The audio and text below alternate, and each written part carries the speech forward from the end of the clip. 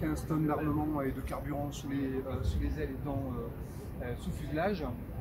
Et comme il vous l'a dit, système d'armes, variété, multi-rôle, capacité en fonction de ce qu'on met sous les ailes, de s'adapter à la mission pour laquelle il est tasqué. Donc,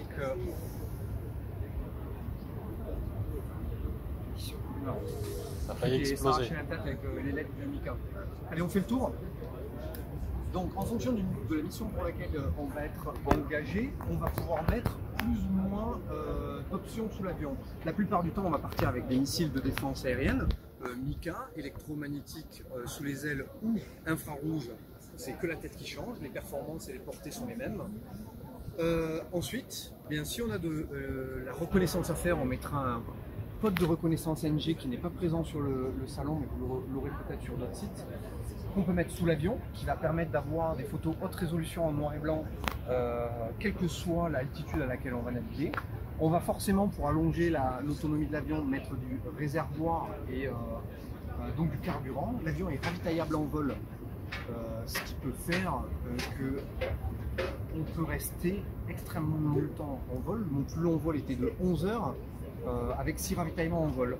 Et donc, comme ça, accompagné par un avion ravitailleur, et donc on peut aller relativement loin.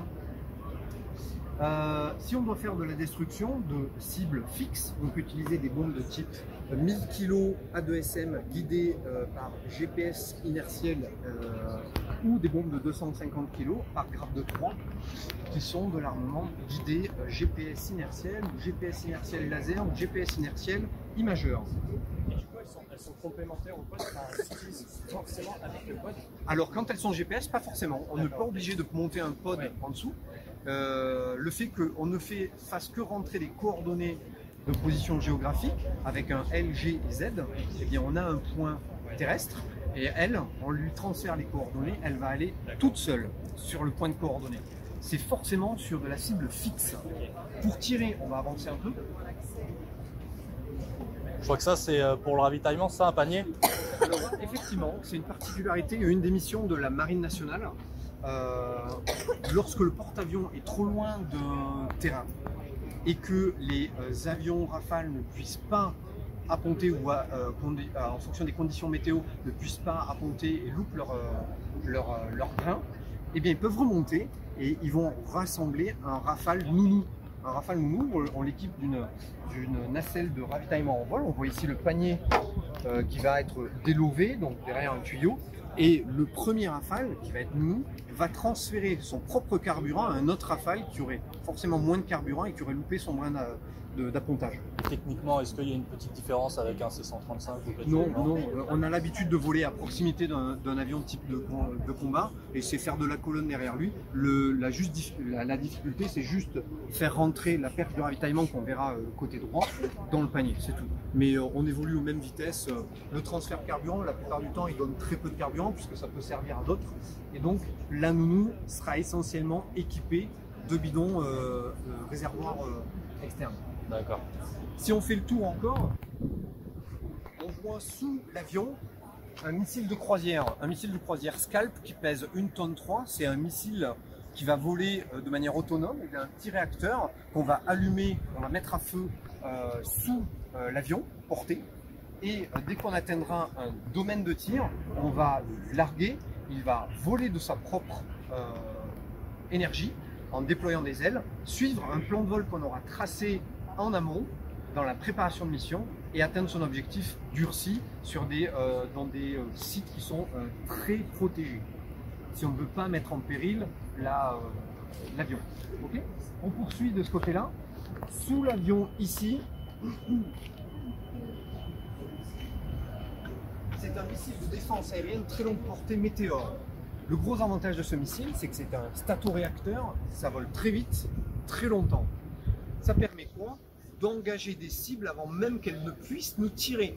Donc si on peut détruire la menace avant qu'elles ne puissent envoyer leurs munitions, eh bien on peut les repousser. Et qui s'y frotte s'y pique, c'est-à-dire si vous sont approchés un peu trop près de nous, forcément ils vont mourir puisque ça a une no escape zone très importante. On poursuit, on a 1 tonne de pétrole en réservoir subsonique ici. Il existe 2 types de bidons, des subsoniques 95 de Mach maximum, des supersoniques, on pourra passer le mur du son et donc faire passer la bosse du mur supersonique au missile et donc leur donner un peu plus de portée. En haut, vous avez un système d'autoprotection et de capteurs. Vous avez une lentille en demi-sphère qui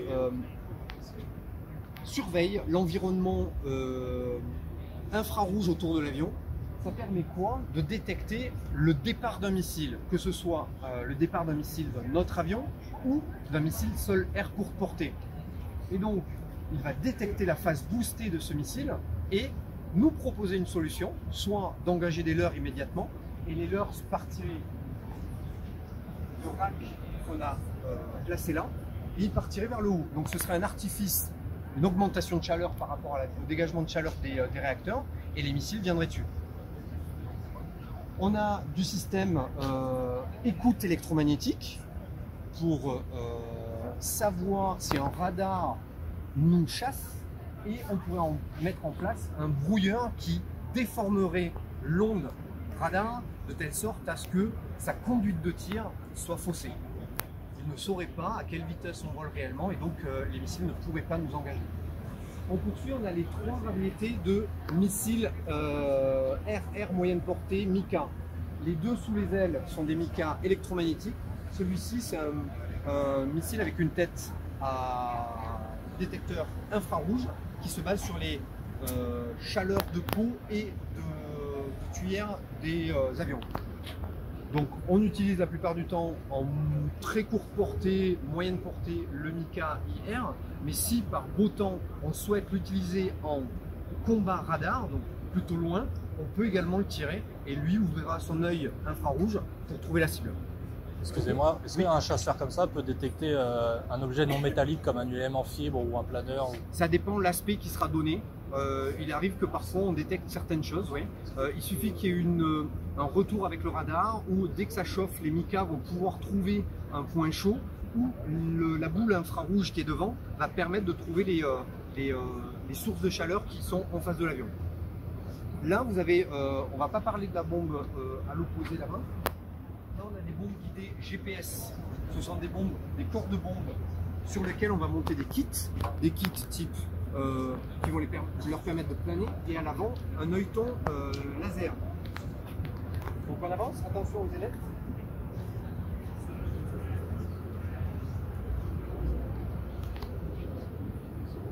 Vous avez les 3 gammes de corps de bombes. Ici de la 1000 kg, ici de la 500 kg et là-bas de la 250 kg. Vous mettez des kits de guidage laser. Donc ici vous avez un petit œilleton laser, là, qui va forcément chercher l'onde laser qui est émise soit par le pod Talios là, soit par une source sol, des commandos qui seraient au sol, qui pointeraient l'objectif. L'avantage du laser, c'est qu'on peut le manœuvrer, on peut suivre une cible mobile avec un laser et donc engager ce genre de munitions sur des mobiles, un pick-up, un char. Est-ce qu'un autre Rafale ou un drone peut éclairer une cible? Bien sûr. On n'est pas contraint à utiliser seulement ce qu'on emporte. On peut utiliser une source laser sol de force spéciale par exemple, ou un autre Rafale, ou un Mirage 2000D, ou un drone type Reaper. Voilà. On continue. Là vous avez utilisé en France, vous avez le même tribombe sur lequel on peut monter des bombes de 250 kg avec un kit de guidage qui peut être différent, soit laser, soit de l'autre côté A2SM type GPS dont on a parlé. Là vous avez le canon. Le canon il est intégré au Rafale. Ce canon c'est un 30 mm. La sortie du canon, donc la bouche qu'on voit là-bas, sortirait ici. Tout le canon est là. On a en interne dans l'avion 125 obus, ça permet une cadence de feu de 2500 coups à la minute, soit 3 secondes de feu, soit 6 appuis de trigger puisqu'on découpe les secondes en demi-secondes. Voilà. Ça change utile par rapport à sa masse à vide de la folie, ce qui peut emporter finalement. Alors, à vide il pèse 10 tonnes et il peut emporter en armement et carburant et appareil comme ceci, de l'optronique, jusqu'à 15 tonnes. Donc il multiplie par 1,5 son poids. Voilà. On poursuit. La perche de ravitaillement qui est essentielle pour faire des missions longue distance, longue durée, de l'endurance. Elle permet de ravitailler un avion comme le Rafale à 1 tonne de pétrole à la minute. En Mirage 2000, on prenait 500 kg à la minute. Donc vous restez 2 fois moins de temps derrière le ravitailleur et donc vous êtes plutôt efficace. D'accord? Donc vous pouvez plutôt partir en interception ou soutenir les troupes au sol. Là on poursuit la version marine du Rafale. Donc là vous avez une version Air. La version marine, c'est avec le train renforcé. Vous avez la particularité qu'il est un peu penché, il est un peu incliné, il est un peu en tangage nez levé. Ça c'est un missile Exocet. C'est le missile qui permet de détruire d'autres bateaux. Pourquoi on peut utiliser telle variété? Parce qu'on a des capteurs qui le permettent. On a dans le nez, ici, une antenne à balayage radar électronique active. C'est une antenne fixe et grâce à la polarisation comme ça, on peut identifier, détecter, classifier des cibles qui peuvent avoir des élévations très différentes, un en très haute altitude et d'autres en très basse altitude. Avec une antenne classique qui serait mobile, le faisceau n'est orienté que dans un sens, donc on ne peut pas aller chercher une cible en bas. On peut poursuivre plusieurs cibles et en engager plusieurs en même temps. C'est-à-dire que là on a à peu près 8 missiles, on pourra en engager 4 d'un coup, sur 4 cibles différentes. On peut même les overkiller si nécessaire. Au-dessus vous avez de l'optronique. Venez par là. Associé au radar qui va détecter les cibles en avant, devant nous, on a le prisme qui est une caméra qui travaille dans le TV, le visible. Et grâce à cette caméra, on va identifier quel type de menace on a en face de nous. On va avoir le contact radar, on ne sait pas ce que c'est, ça peut être un avion de ligne, un avion de combat. Dès qu'on va coller la caméra dessus, on va savoir, grâce à la silhouette de la caméra qui nous projette dans un des écrans, l'image, on va savoir si c'est un avion de ligne. Si c'est un avion de ligne, on ira plutôt de manière sereine l'affronter si c'est nécessaire. Si c'est un avion de combat, là par contre, on peut déployer ses équipiers de manière plus agressive et voir quelle latitude il a en temps réel. Il faut savoir qu'un radar, c'est un temps de traitement. Entre le moment où l'onde part, détecte, l'onde revient, est traitée, affichée, il y a forcément quelques secondes de latence. Et grâce à la caméra qui est du visible, donc de l'instantané, eh bien on sait si l'avion est en train de fuir, et donc on va retenir le tir, on va peut-être pas gâcher un missile parce qu'il va partir, ou peut-être même voir l'avion ennemi nous tirer dessus, et donc engager peut-être une manœuvre défensive. À côté on a un IRST, c'est un capteur infrarouge qui va détecter en permanence ce qui se passe devant nous. Donc tous les points chauds qui vont être mécaniques vont être affichés dans l'écran du pilote dans le central. Et si j'ai envie, avec ma petite souris, hop, je vais alimenter ce point chaud avec la caméra et je vais identifier ce que c'est. Ok ? Est-ce que c'est envisageable un scénario de dogfight en conditions IMC, c'est-à-dire on voit absolument rien? Le temps de guerre, on le fait, éventuellement. Ouais. On vient par ici. Tout autour de l'avion, sur 360 degrés, on a des capteurs d'autoprotection dans 3 bandes différentes. Autoprotection, c'est-à-dire détection d'ondes radar. Détection d'ondes radar, ça veut dire que dès qu'un système d'armes ennemi envoie une onde radar sur nous, elle va être analysée, détectée, classifiée, puis si on le souhaite, brouillée. Si c'est ennemi, si c'est ami, on ne va pas brouiller. On a la petite fenêtre verte. C'est un détecteur laser. Il y a des systèmes d'armes qui, pour télémétrer, pour donner une distance et donc savoir si le missile est capable d'atteindre sa cible, va envoyer une onde laser. Donc télémétrer. Ça va nous dire, attention, vous êtes télémétré par un laser, on ne peut pas brouiller le laser, donc on va s'échapper en quelque sorte. Au-dessus, je vous ai parlé du détecteur infrarouge, donc le booster d'un missile. Et voilà. Vous pilotez certains, vous avez des pitot, c'est pour calculer la vitesse de votre avion. Vous avez aussi des statiques. Et bien sûr, la bombe, Rafale, vous avez 4 sondes comme ça.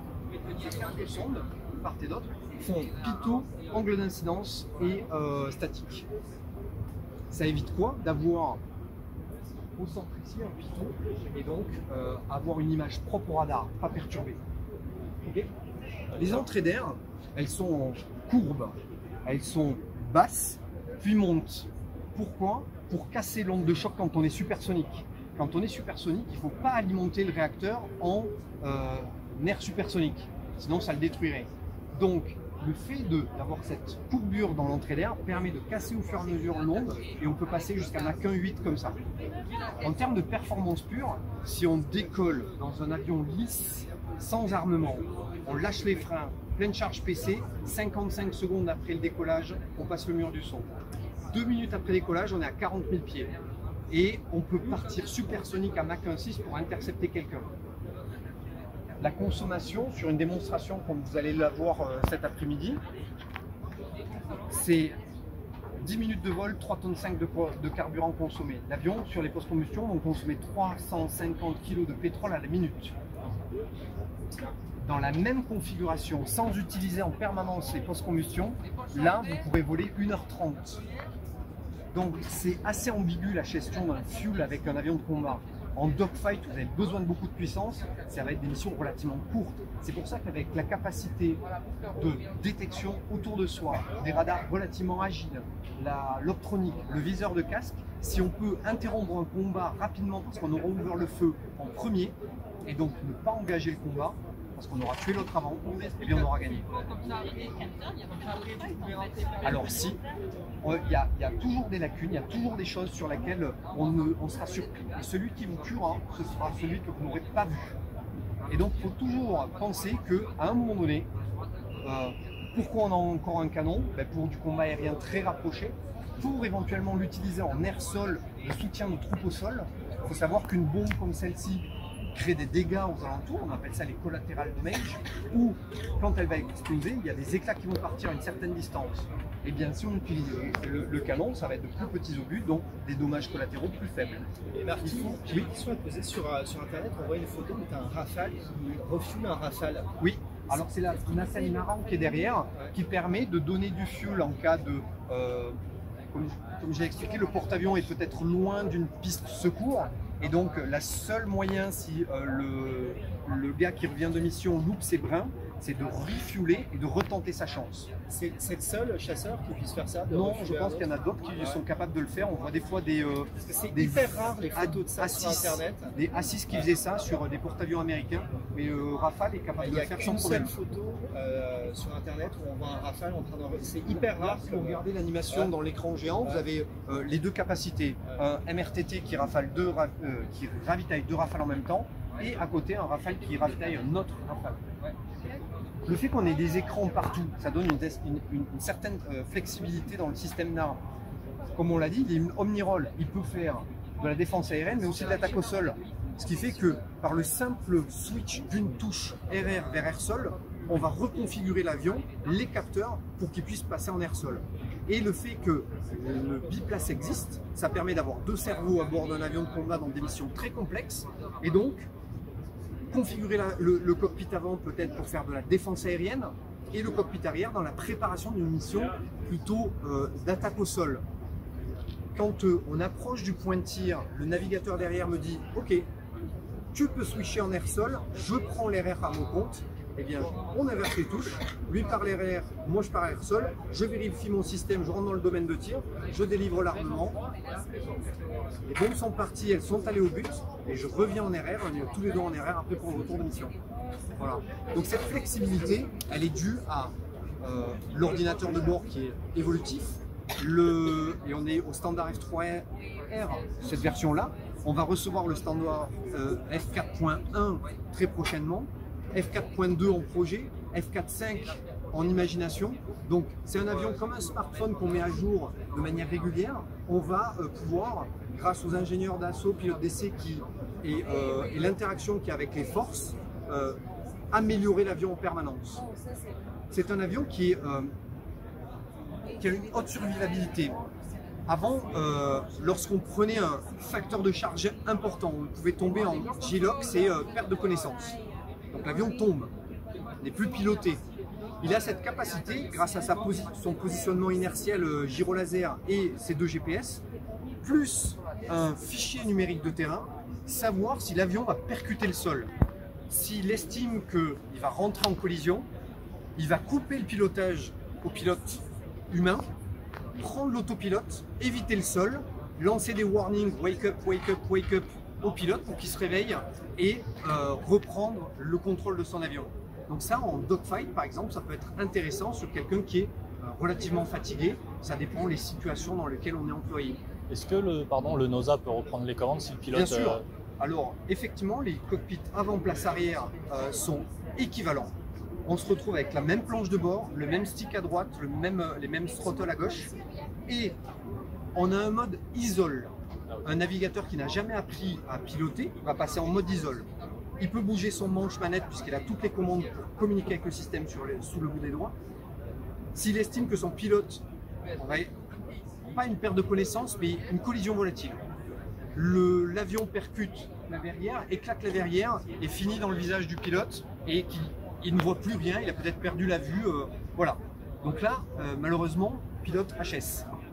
Eh bien, le navigateur derrière passe sur isole, passe sur tout, il prend les commandes, il peut réaimanter sa manette des gaz et ramener l'avion sans problème. Alors il fera cette procédure en utilisant la plupart du temps le pilote automatique. Le pilote automatique est extrêmement évolué sur l'avion. On a juste à appuyer sur un mode recovery. L'avion va remettre les ailes à plat, monter 350 nœuds, 5 degrés de pente. Et là, on va utiliser le pilote automatique pour tenir une pente. Comme vous voyez, le manche, c'est tangage roulis. Et bien là, on a un petit chapeau chinois où on va donner une petite étoile. Ok, l'avion va descendre et va intercepter l'étoile pour prendre la pente qu'on veut, l'altitude qu'on veut, etc. On peut rentrer des valeurs. Je veux que tu descendes à 10 000 pieds. Et hop, valide, je descends l'étoile et l'avion va descendre tout seul à 10 000 pieds. On peut même lui demander de suivre le terrain automatiquement. Si je fais TF, je veux voler à 100 mètres du sol, TF, l'avion va suivre tout seul le sol. Grâce au radar, si on sélectionne le radar comme moyen de capteur pour suivre le sol, ou le fichier numérique de terrain. Et on peut même associer sur le plan, là on fait de la verticale, mais on peut aussi faire de l'horizontale. Soit tu vas me chercher tel cap et l'avion va tout seul s'arrêter au cap, soit tu me suis un plan de vol. Et si on a programmé un plan de vol comme une vallée et rester en fond de vallée en suivi de terrain, il est capable de le faire.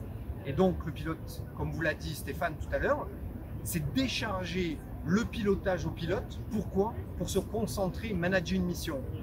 L'essentiel du travail, du métier d'un pilote de combat maintenant, c'est être manager de mission. Gérer quoi? Ses capteurs, parce qu'il en a beaucoup, mais ses équipiers pour les mettre dans les bonnes situations pour affronter l'ennemi de manière efficace, mais également les communications radio avec l'AWACS, les liaisons de données qui vont donner une situation plutôt claire de ce qui nous environne. On peut avoir un Rafale qui va vers l'Est, un Rafale qui va vers l'Ouest, et on aura, grâce à leurs différents radars, une situation qui va nous donner les informations sur 360 degrés. Si on est connecté en liaison tactique à un AWACS qui a une vision grâce à son radar sur 360 degrés, eh bien on va savoir ce qui se passe tout autour de nous. Et ça, c'est l'essentiel, savoir ce qui se passe. On en parlait tout à l'heure, celui qui va nous tuer, c'est celui qu'on ne voit pas. Et grâce à ça, grâce à la multiplication des capteurs, ces données tactiques, eh bien on va avoir un environnement plutôt propre de la situation dans laquelle on se trouve. Grâce aux différents capteurs, le radar, la TV, l'IRST, le Spectra, eh bien ça va donner, ça va augmenter la qualité d'une, on appelle ça une DO, une désignation d'objectif. Plus il y a de capteurs qui la découvrent, qui la suivent, plus la qualité sera bonne. On peut même jouer, si on le souhaite, à être complètement silencieux. Un radar, ça envoie de l'onde, c'est pas discret du tout. Parce que les autres avions de combat sont capables de capter cette onde et dire dans telle direction on a un système d'armes. On coupe le radar, son émission, et on va utiliser que l'optronique. On détecte les points chauds. J'ai détecté une cible, moi il ne me détecte pas parce que j'ai pas mon radar actif, et grâce à un laser qu'on peut émettre depuis le petit prisme, eh bien on va télémétrer et donc donner une définition 3D de la cible et donc pouvoir engager des armements type Mika. Vous comprenez? Voilà. Donc il va suivre le terrain comme ça, et si il survole de la mer, il peut passer jusqu'à 50 pieds mer. 50 pieds mer, 590 nœuds. Et les D'accord. informations topographiques, elles viennent d'où? C'est quoi la source? C'est du DITED. Du DITED, on a des satellites qui C'est balayent, militaire, c'est pas. Ah ouais. d'accord. ils balayent le monde et ils font un fichier numérique terrain à travers le monde. Donc ça dépend où on veut un théâtre d'opération avec un DITED, un fichier numérique de terrain très précis. Du coup, on peut le demander. Ouais, vous êtes autonome. Là, on pourrait être autonome. L'avantage d'utiliser un fichier numérique de terrain, c'est qu'on ne va pas utiliser le capteur seul pour faire du suivi de terrain. On va utiliser le capteur pour faire de la recherche radar et donc affronter les autres cibles. Vous comprenez? Le fichier, le suivi de terrain, c'est ces performances-là, mais il donne beaucoup de latitude au pilote. C'est affiché dans la tête haute qu'on voit là, où il va avoir plusieurs couloirs qui vont lui dessiner quel va être le profil du sol qui arrive en face de lui. Le but, c'est qu'il n'ait jamais le vecteur vitesse dans le sol. Donc, à 100 pieds, ben, il va être extrêmement proche de ce fichier-là. Mais il peut quasiment breaker à 5G5 et survivre, même s'il est dans une vallée, l'avion va monter tout seul. Ok, c'est extraordinaire. J'en ai fait, c'est assez bluffant. Hein.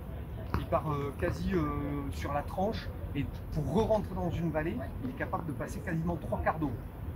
Alors quand vous voyez rien de nuit dans les nuages, ben, vous vous retrouvez comme ça sans le savoir. C'est absolument génial. L'avion, il est capable d'opérer par tous les temps, forcément. Vous avez des marqueurs comme ça. Ça, là. Ça, c'est de la lumière LED pour pouvoir. Si on regarde le profil, il y en a un ici, un en sommet de dérive et un à l'arrière, qui vont donner un triangle pour faire de la patrouille serrée de nuit. Quand on revient par exemple d'une mission où il faut rentrer en patrouille serrée, ça c'est 3 lumières, on arrive à identifier la forme de l'avion, on voit un triangle, et son attitude. Et donc on peut tenir la patrouille serrée de nuit pour un recueil en cas de panne ou ce genre de choses. Et est-ce que la vitesse que tu as fait que tu n'as pas besoin de système de dégivrage? Tu as quand même du. Alors on a un appui dégivrage, de-icing. C'est quoi, c'est va du clic-blanc? de-icer, non. Il ne va que faire réchauffer l'entrée d'air, pardon, le cône à l'entrée du réacteur. Donc c'est pas un volume d'air, c'est électrique. Ça va chauffer seulement le réacteur. D'accord? L'entrée d'air, pour éviter qu'il y ait de la glace qui se crée à la pointe de l'entrée d'air et endommager le réacteur. Un avion comme ça n'a pas besoin de dégivrage. À cause de Ça la, dé- c'est à c'est cause de la vitesse. ouais, c'est ça. Ouais, c'est ce Par que je contre, me forcément, si vous avez un ISO 0 qui est collé au sol et qu'il faut aller se poser, Ouais. ben, le train sorti, à quelle vitesse il peut voler train sorti? Ça vous À train sorti, 200 nœuds, non? 200 nœuds, 150. 150, 320 nœuds. Ah ouais. Donc 320 nœuds, c'est-à-dire que vous allez réduire votre vitesse à 230. À 230, vous exercez la sortie du train, il va sortir et vous pouvez réaccélérer jusqu'à 320 nœuds. Train sorti, il sera très bien. Et vous faites votre finale ILS à, si vous voulez, 250 nœuds pour ne pas dégivrer. Et au dernier moment, tout dans la poche, il va réduire. Vous posez à 16 degrés d'incidence, 120, 130 nœuds, c'est très bien. Voilà. Donc cette gestion de dégivrage, Ouais, elle n'existe pas. mais restez, tu vas bien? Et sa limitation sera de 5G, 5, 6G. Dès qu'il va être dans une configuration RR, bidon central, vide, on peut monter à 9G. Et on a une butée élastique qu'on va Il y a tirer. plusieurs enveloppes de masse et centrage. On a une clé qui va choisir RR, Store 1, Store 2. Et en RR, on peut monter en butée élastique à 9. Si on écrase en cas d'emergency, eh bien on peut monter jusqu'à 11G. Jusqu'à 2019, la démo, on pouvait la monter jusqu'à 10G5, 11G. Et après 2019, on l'a réduisait à 9G. Quoi dire de plus? En interne, on a 4 tonnes 6 de fuel dans un Rafale monoplace. Sur un biplace, eh bien, on va prendre 300 kg de pétrole, on va les dégager. Ça va faire un creux dans le réservoir qui va mettre la place arrière. Voilà. Donc, entre un biplace et un monoplace, on a juste 300 kg de moins. 300 kg, c'est en régime économique à peu près 10 minutes de vol. En soi, c'est pas grand-chose. 300 kg, c'est 1 minute sur la PC. Donc, en soi, c'est pas grand-chose. Voilà. Mais la gestion fuel, elle est en permanence sur un avion de combat un souci. L'avion, il nous aide. Il va, grâce à certaines alarmes, connaître, nous proposer le point de vol optimal pour rentrer au pétrole qu'on a décidé. Sur Saint-Dizier, par exemple, je veux rentrer à 1 tonne 100 de pétrole restant. Eh bien, il va m'alerter, attention, top, maintenant, si tu te mets dans telles conditions de vol, à tel niveau de vol, tu arriveras au pétrole convenu. Voilà. Une petite question. Oui. J'imagine que la base du vol, c'est voir et éviter toujours en Alors en VFR. basse altitude, oui. Et du coup, pour tout ce qui est terrain inconnu, ligne haute tension, drone, tout ça, c'est un danger pour vous? On regarde devant. Ah oui, même les téléphériques, tout ça, vous pouvez Ouais. le voir en Alors région il y a des montagne. cartes, hein. Ouais. On travaille, on prépare en mission le trait de navigation, les câbles éventuels, les lignes haute tension, ça dépend à quelle hauteur aussi on va voler. Donc tout ça, ça se prépare en amont. Et après, quand on fait du vol à 500 pieds, 450 nœuds, on ne fait que regarder dehors, on est habitué au défilement, voilà. Ouais. Après, on peut descendre dans certaines zones à 250 pieds, 450, voire même 550 nœuds sur des runs d'attaque, où là, on ne fait que regarder dehors et ça se passe bien. Parce qu'à cette vitesse, un DR400 qui arrive de face ou de profil, ça se voit quand même. Oui, Ah ouais. on l'évitera. Et puis la plupart du temps, vous êtes plus lourd. Ah Donc ouais. nous, on est collé dessous. Et comme vous allez être au-dessus, dégagé dans du ciel bleu, plutôt blanc, Ouais. ça se voit bien. Même quand on fait du transit maritime, on a beaucoup de mouettes. Elles ont l'avantage d'être blanches sur du bleu. Donc on les évite. Ok. À ces vitesses-là. Et puis l'avion est réactif, il n'y a pas de latence, c'est immédiat. Si jamais vous avez l'occasion de monter à bord, si vous voulez patienter, vous allez voir, toucher le manche, essayer d'exercer, vous le laissez à la verticale, vous êtes à 1 G, vous ne touchez pas l'avion, vous tirez jusqu'à la butée, vous montez à 9 G, vous allez voir, ça va bouger de ça. Donc toute la graduation de pilotage d'un avion de combat est extrêmement sensible. Vous bougez ça, vous prenez 9 G. Okay, donc c'est vous caressez l'avion. C'est extrêmement sensible, très fin comme pilotage. Car quand vous êtes en patrouille serrée à côté de notre avion, vous n'allez pas taper le manche comme ça. Hein. C'est vous donner des impulsions, vous caressez l'avion, très doux, et l'avion va réagir. Les capteurs n'ont pas d'inertie. Oui, il faut y aller. Ouais, pardon, à plaisir. Écoute, merci mille fois. Plaisir. Merci mille À très vite, fois. bonne continuation. Merci Ciao, ciao. beaucoup, hein, c'était un honneur.